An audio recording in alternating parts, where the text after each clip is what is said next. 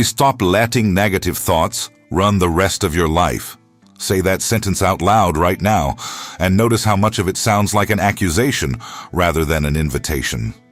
That's because your entire life, you've been trained to believe that thoughts are facts, that whatever shows up inside your mind deserves obedience simply because it arrived first.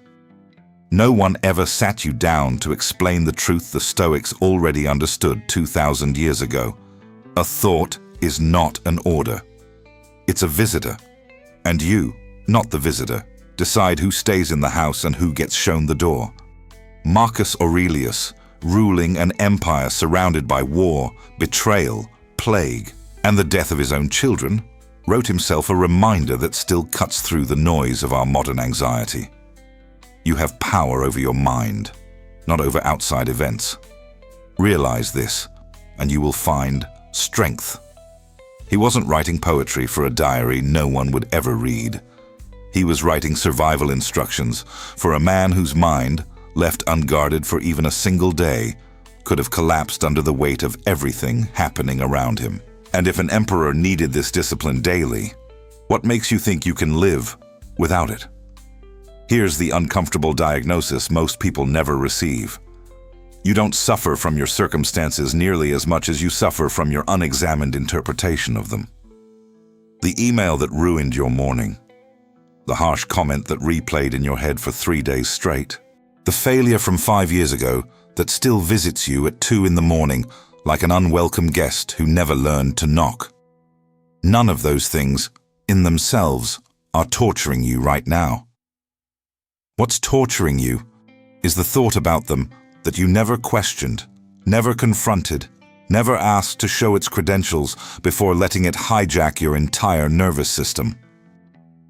Epictetus, who spent years enslaved before winning his freedom, built his entire philosophy on one clear dividing line. Some things are within our control, and some are not. Our body isn't fully ours. Our reputation isn't fully ours. Even our raw emotion, in the moment it first appears, isn't fully ours. But our judgment about all of it, our interpretation, our chosen response, that belongs completely to us, without exception, without excuse. He didn't say this from a place of comfort. He said it while owning nothing, while having no power over his own physical fate. And it was exactly that condition that forced him to discover the one territory tyranny could never invade, the space between a thought and how he reacted to it. Ask yourself honestly, without performing the answer for anyone. How many hours of your one finite life have you already spent replaying an argument that's long over? How many nights of sleep have you sacrificed to a thought that changed nothing except your own exhaustion the next morning? How many decisions have you avoided because a single negative thought convinced you failure was guaranteed before you even tried? If you added it all up, the real cost wouldn't be measured in minutes. It would be measured in years. Years handed over, voluntarily, to a mental process you never once stopped to question. Most people live as if the mind were a broadcast with no off switch, and they, the listeners, had no choice but to receive whatever came through. But that was never true.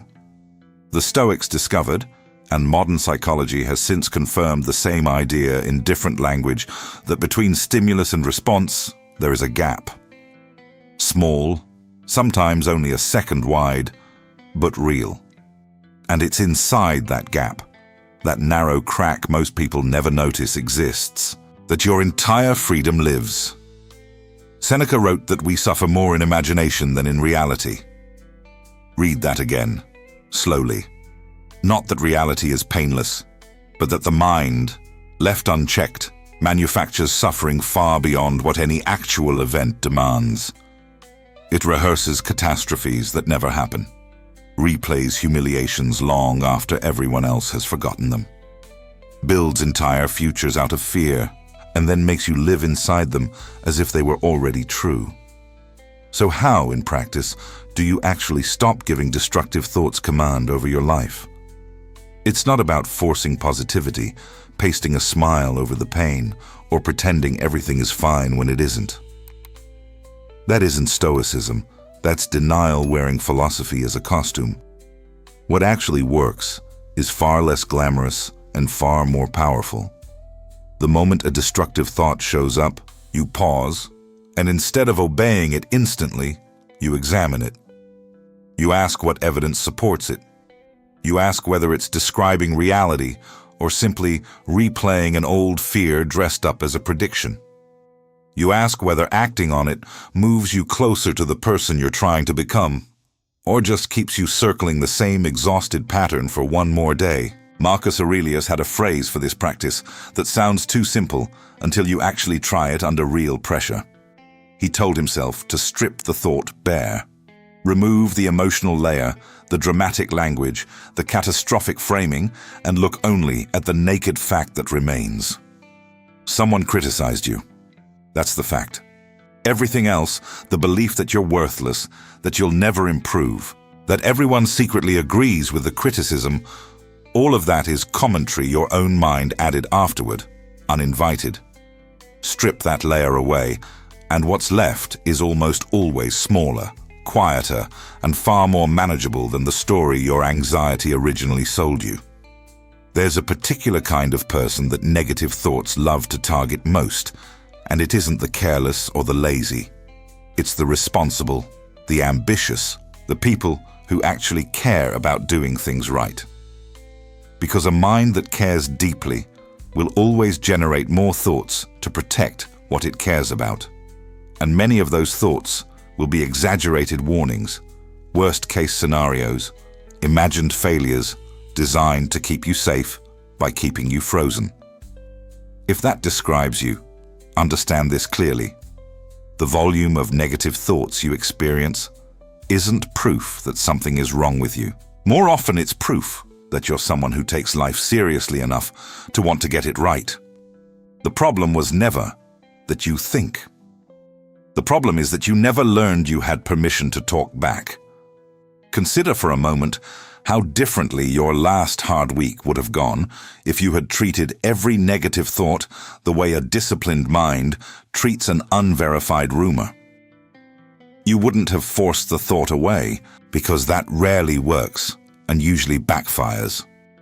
You would have simply refused to promote that thought to the status of truth without evidence. You would have let it pass through, acknowledged, disarmed, instead of handing it a permanent seat at the table where your decisions get made. This isn't about suppressing emotion. It's about refusing to let an untested thought dictate the next 10 hours, the next 10 days, or in some cases, the next 10 years of your one life. There's a story often repeated among those who study Stoic discipline about a soldier who marched into battle carrying an old wound from years before, a wound that had healed on the outside long ago, but that he still favored, still limped from, still let dictate how he moved in every fight that followed. The physical injury was gone. What remained was the habit built around it, the flinch, the hesitation, the belief that leg simply couldn't be trusted anymore. Most negative thought patterns work exactly the same way. The original event ended long ago. What remains is the habit your mind built around it, the automatic flinch that fires whenever anything similar appears, whether or not the danger is real this time. That's why simply trying to think positive without addressing the underlying habit rarely produces lasting change. You can't argue a deeply entrenched mental pattern out of existence with a single hopeful line repeated in the mirror. What actually rewires the pattern is repeating the opposite behavior, the unglamorous daily practice of catching the automatic thought, questioning it, and choosing a more accurate response over and over, long after it stops feeling difficult and starts becoming instinct. Discipline, in the Stoic sense, was never about gritting your teeth through one hard moment. It was about small corrections, repeated consistently, until the corrected version becomes who you actually are. Sit with this question for a moment before moving on. If a stranger walked beside you all day, narrating your inner monologue out loud for everyone to hear, would you recognize that voice as a friend or as an enemy disguised as protection? Because that's exactly what's happening inside your head right now, every day, whether you've noticed it or not. And here's the part most people don't want to admit. You would never let another human being speak to you the way your own untrained thoughts sometimes do. You'd end that friendship, block that number, leave that room. Yet you tolerate it from your own mind simply because it's the one voice you can't physically walk away from. But you can walk away from its authority, even if you can't walk away from its presence. That distinction matters more than almost anything else in this reflection. The thought will still show up. Negativity isn't a personal failure. It's a feature of a mind that evolved to constantly scan for threats, shaped by circumstances that no longer apply to the life you actually live now. You can't erase that programming completely, and trying to will only exhaust you further. What you can do, what the Stoics spent entire lifetimes training, is choose every single time, whether that thought gets to drive, or whether you simply let it ride quietly in the back seat while you keep your hands on the wheel. Think specifically about tomorrow morning, not some abstract future version, but the actual next 24 hours you're about to live. A negative thought is going to arrive, probably before you even finish your coffee. It might tell you, today is going to be a bad day, that people don't respect you, that the effort you're about to put in won't matter anyway. Now you have a choice you may not have fully understood before this reflection. Obey it instantly, the way you always have, or pause, examine it honestly, and ask whether it offers truth, or simply repeats an old, unverified fear out of habit. That pause, small as it seems, is the entire difference between the version of you controlled by mental noise and the version of you who finally learned to command the house instead of just living inside it. Marcus Aurelius said the soul takes on the color of its thoughts. If you spend entire days steeped in rumination, resentment, and fear, it shouldn't surprise you that your perception of the world begins to take on exactly that same color. But the reverse is just as true, and that's where real hope lives. Not the naive hope of someone pretending problems don't exist, but the solid hope of someone who knows the mind can be retrained. If you practice, day after day, examining your thoughts before obeying them, your soul starts taking on a different color. More clarity, more steadiness, less reactivity toward things that used to feel unbearable. There's another common mistake worth exposing here. The belief that controlling negative thoughts means never feeling sadness, frustration, or fear again. The Stoics never promised a life without emotion. They promised a life without slavery to emotion. The difference is subtle but decisive. Feeling anger when something unjust happens is human, even healthy. Letting that anger dictate your next 10 decisions, ruin relationships, sabotage opportunities, that's slavery. The goal was never to numb the heart. It was to train the mind so it could feel fully without losing command of itself in the process. There's also the question of time, which deserves its own attention. Negative thoughts love to operate in two very specific territories: the past you can't change, and the future that doesn't exist yet. They rarely attack with full force in the pure present, because the present, looked at directly, is almost always manageable. It's right now, this exact minute, as you're reading these words, breathing, safe. The problem isn't now. The problem is the mind traveling back to yesterday's argument or forward to tomorrow's hypothetical catastrophe and dragging back suffering that, in this specific instant, has no concrete basis at all. Returning again and again to the present, anchoring your attention on what's actually happening right now, is one of the simplest and most underrated tools against the dominance of negative thought. Seneca wrote to a friend who was suffering in advance over disasters that might never come, and said something that still holds up. Why suffer twice? once in imagination and again if the disaster actually arrives in reality. Only suffer when the suffering actually comes, if it comes at all. Anticipating pain that doesn't yet exist isn't prudence, it's needlessly doubling your own burden.